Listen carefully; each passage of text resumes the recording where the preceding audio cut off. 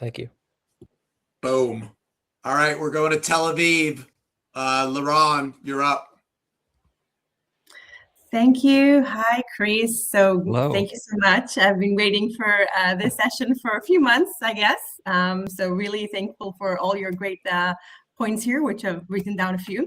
And just on a personal note, I was in Vietnam, I think 6 months ago or so, and I learned so much about the culture and obviously, as you say, refugees and all that. So amazing, amazing culture and amazing to meet you.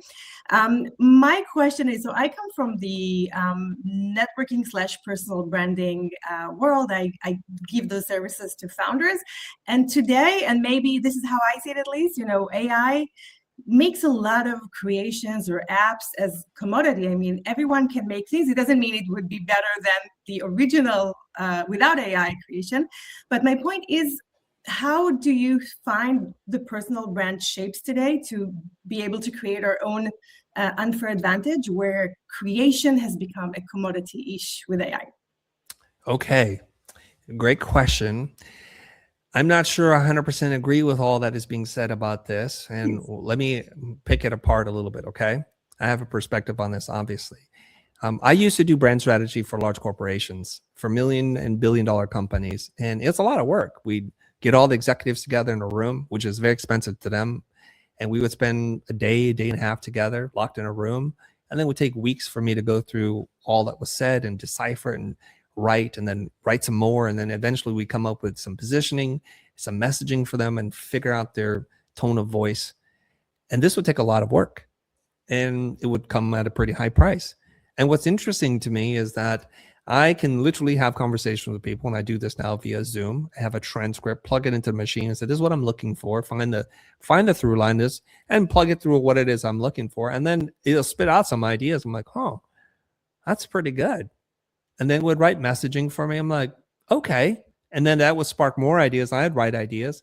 And then just to check, I hired a copywriter after giving her the creative brief, and she wrote lines, and I'd mix them all up. Some were mine, some were hers, some were AI. And you know what? This made the workflow much more efficient.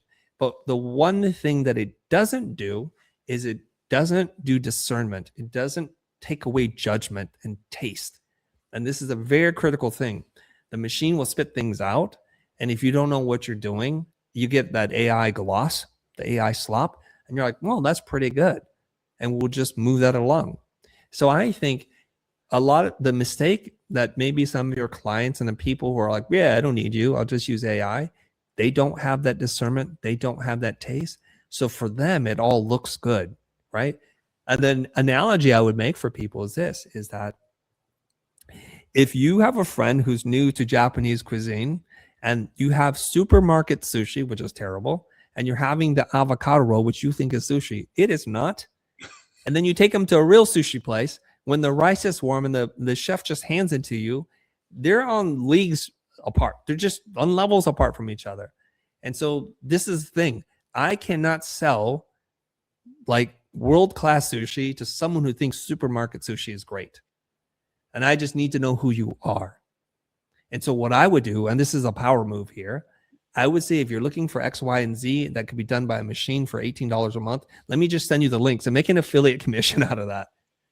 But if you're looking for a human with discernment, with decades of experience building brands, but can leverage technology so that we can get you your product to market faster, I'm your person. But you're not going to save any money doing it. I'm just going to get you I'm going to get you there faster. Mm-hmm. So that's how I look at this. So many of the young people that are out there, they're using all the AI shortcuts. They haven't learned anything. And I have to think, for me, the meaning of life is can I continue to grow? Personal development is very important to me.